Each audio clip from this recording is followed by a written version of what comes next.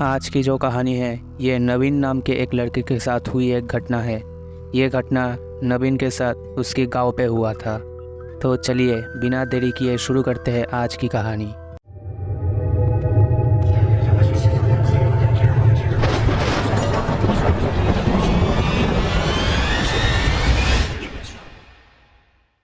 नवीन जो अभी 11th standard में पढ़ रहा था। नवीन पढ़ाई में एक बहुत ही अच्छा लड़का था। नवीन के कुछ अच्छे दोस्त थे और वो हर रोज़ स्कूल जाता था। स्कूल पे जब वो जाता था तभी उसके दोस्तों के बीच गांव के एक खंडर पड़ी हुई घर के बारे में बात होता था। असल में नवीन के गांव में एक घर था जिसको लोग भूतिया बोलते थे।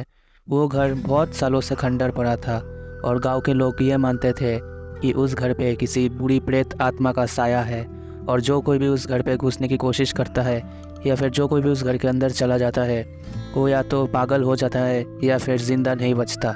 ये बात नवीन की गांव में लगभग सारे लोगों को पता था। नवीन भी बचपन से ये बात सुनता आ रहा था कि उस घर में ऐसा ऐसा होता है और वो घर नवीन के घर से बहुत ज़्यादा दूरी पे भी नहीं था। नवीन बचपन से ही उस घर के बारे में सुनता आ रहा था, अपने माता पिता के मुंह से और आसपास के लोगों के मुंह से भी।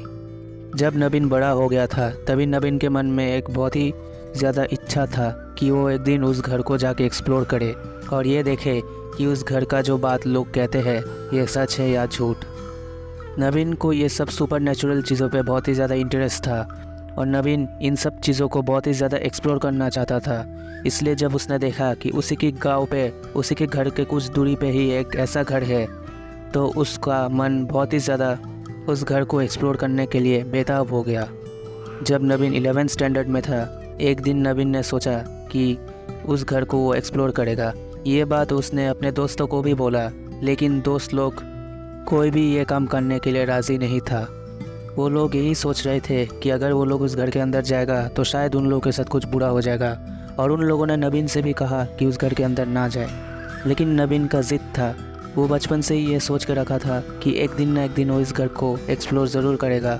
अभी नवीन बहुत बड़ा भी हो चुका था और उसके अंदर बहुत ही ज़्यादा हिम्मत था कि वो ऐसे एक घर को एक्सप्लोर कर पाए। ये नवीन खुद के बारे में सोचता था कि उसके अंदर इतना हिम्मत है कि उस घर के अंदर वो जा पाए। नवीन का जब एग्ज़ाम्स ख़त्म हो गया तब नवीन को उसकी स्कूल से एक लंबा छुट्टी मिला था।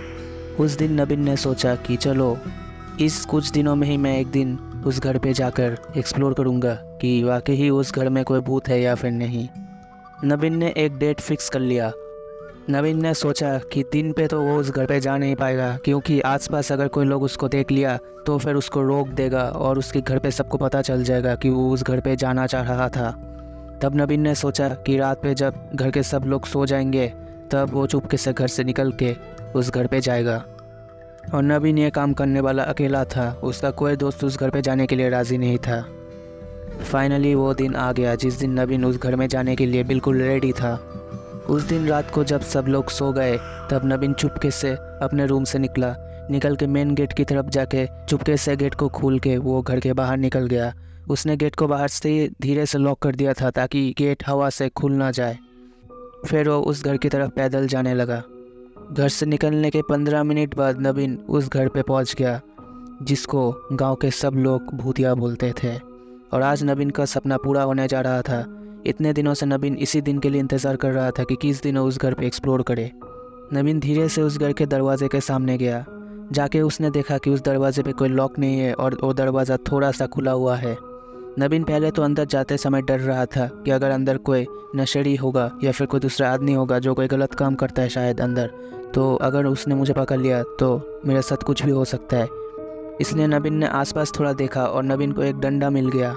उसने हाथ पे वो डंडा उठा लिया और धीरे से घर के अंदर घुस गया।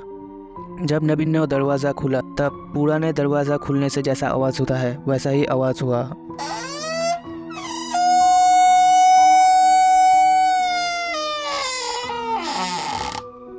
और बेशक घर तो बहुत ही पुराना था तो ये सब कॉमन था। तब नवीन घर के अंदर जब घुसा तब घर के अंदर नवीन को बहुत ही ज़्यादा ठंडक महसूस हुआ। बाहर उस समय गर्मी का मौसम चल रहा था लेकिन घर के अंदर बहुत ही ज़्यादा ठंड था। नवीन ने ये सोचा कि ये घर बहुत सालों से बंद है, इसकी वजह से शायद अंदर डैम्प हो गया है जिसकी वजह से अंदर इतना ज़्यादा ठंड है। लेकिन अगर कोई जगह अचानक से ऐसा ठंड हो जाता है तो उसको अच्छा नहीं माना जाता है। ये नवीन को मालूम नहीं था। नवीन धीरे धीरे करके घर के थोड़ा अंदर घुसा और थोड़ा अंदर जाने के बाद नवीन ने देखा कि उसके सामने एक लंबी सीढ़ी है जो घर के सेकंड फ्लोर पे जा रहा था। वो घर बहुत ही ज़्यादा पुराना था और लकड़ी से बना हुआ था, ऐसा मानो कि अंग्रेज़ों के ज़माने का घर हो। नवीन धीरे से सीढ़ियों के सामने गया और आसपास देखा। आसपास नवीन को कुछ भी दिखाई नहीं दे रहा था, बिल्कुल अंधेरा था। हाँ, नवीन के हाथ में एक टॉर्च था। वो उस टॉर्च के भरोसे ही इस घर के अंदर आया था। टॉर्च के मदद से ही नवीन को थोड़ा बहुत दिखाई दे रहा था। वो आसपास देखा, तब उसने देखा कि हर तरफ चीज़ें टूटा फूटा पड़ा हुआ है। मतलब घर अगर बहुत ज़्यादा पुराना हो जाता है तो उसके वॉल से थोड़ा प्लास्टर या फिर कुछ टूट के गिर जाता है ना, वैसा ही उस घर के अंदर लकड़ियों का टुकड़ा इधर उधर गिरा हुआ था, मानो कि ये घर कभी भी गिर सकता है। फिर नवीन ने थोड़ा हिम्मत जुटाया और सीढ़ियों से ऊपर जाने लगा।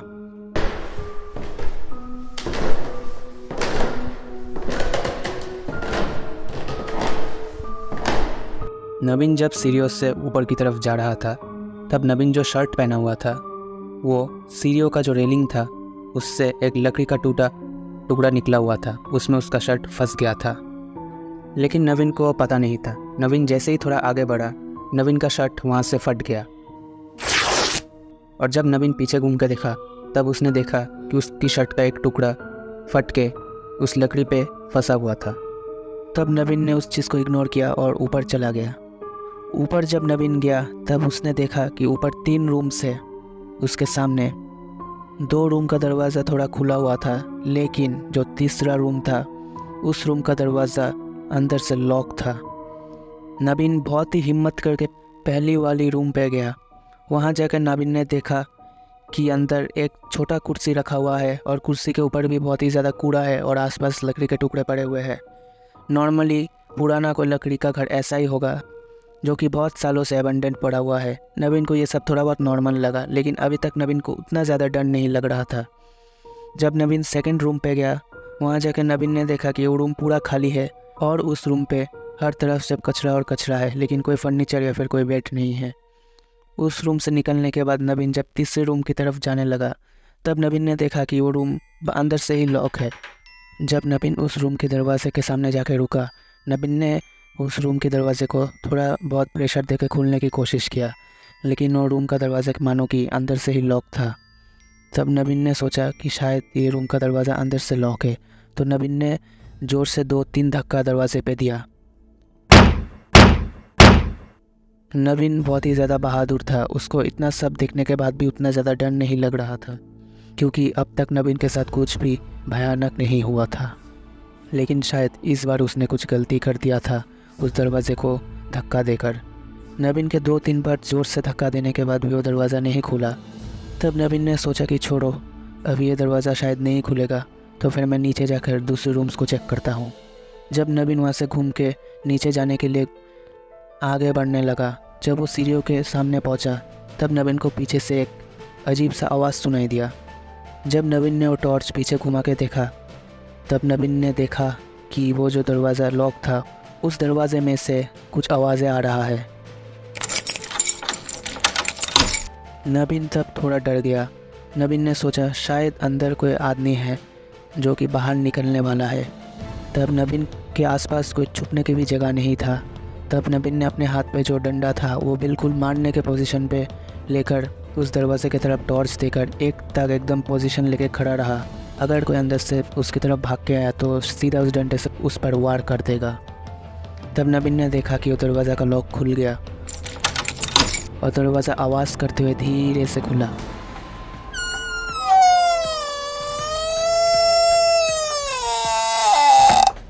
नवीन बिल्कुल तैयार था। अगर कोई इसके ऊपर हमला करने आया तो फिर नवीन खुद को डिफेंड करेगा।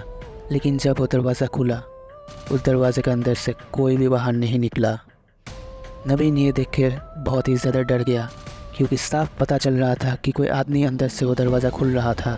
लेकिन दरवाज़ा जब खुल गया, नवीन के सामने कोई भी नहीं था।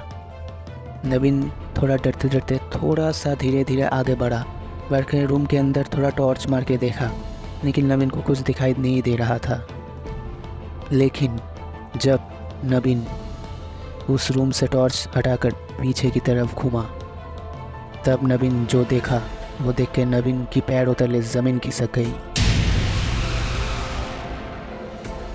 नवीन जब ही घूमा, नवीन ने देखा कि एक इंसान जैसा आकृति बिल्कुल उसके सामने खड़ा है और वो नवीन से बहुत ज़्यादा लंबा है और वो बिल्कुल काले रंग का है, मानो कि कोई परछाई हो। वो नवीन को एक टक लगाए देख रहा था। नवीन उस परछाई को देखकर ये समझ पा रहा था कि वो उसी को देख रहा है। ये देखकर नवीन के मुंह से बहुत जोर से चीख निकल गया और नवीन सीधा एक जंप करके सीढ़ियों के ऊपर गिरा। नवीन किसी तरफ गिरते पड़ते सीढ़ियों से नीचे उतर के सीधा मेन गेट की तरफ भागने लगा। भागते भागते पता नहीं नवीन को किसी ने पीछे से बहुत जोर से धक्का दिया और नवीन बिल्कुल आगे जाके बहुत जोर से गिरा और गिरने के बाद नवीन के पैर में बहुत ही ज़्यादा चोट आ गया। नवीन ये देख के बहुत ही ज़्यादा डर गया और उसके पैर में इतना ज़्यादा चोट आया था कि नवीन उस जगह से उठ नहीं पा रहा था। नवीन घर के गेट के बाहर जाके गिरा था और इस बार नवीन जब घूम के गेट की तरफ देखा तो उसने देखा कि वही जो काले रंग का इंसानों जैसा आकृति है वो उसकी तरफ धीरे धीरे बढ़ रहा है और वो बहुत ही ज़्यादा भयानक दिख रहा था। बिल्कुल काले रंग का था लेकिन देखने से बहुत ही ज़्यादा भयानक था, बहुत ही ज़्यादा लंबा था। वो धीरे धीरे नवीन की तरफ बढ़ रहा है।